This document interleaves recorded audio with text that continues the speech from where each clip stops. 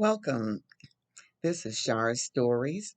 It's where we listen to stories that are related to scripture with some humor in it and hopefully to renew our minds. All right. This one story is called Get Understanding. All right. My younger sister was 4 years old at the time.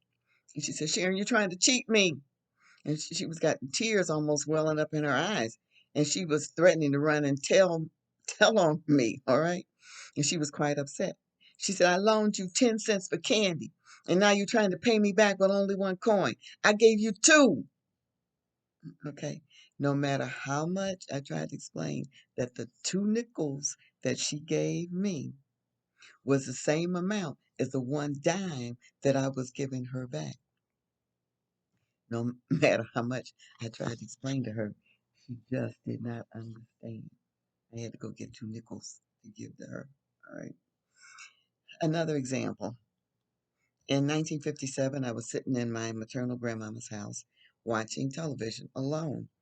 A short documentary came on to describe spaghetti harvest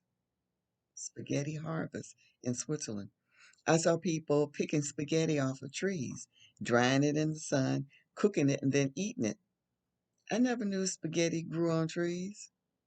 I was amazed. Of course, I was young, okay?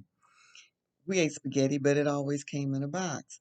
And I pondered that hoax for years until I found out it was a hoax. But at the time, I just didn't have an understanding. Another example of lack of understanding on my part, uh, not on my part, but when I witnessed this on somebody else's part, I worked at the New York City Board of Education. I did research and evaluation there. And I occasionally visited some of the classrooms.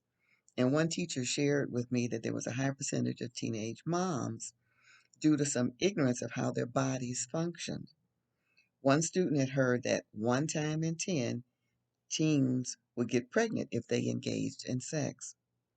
But how that translated in her mind was that she could have sex 9 times before she got pregnant. Well, she got pregnant on the first time.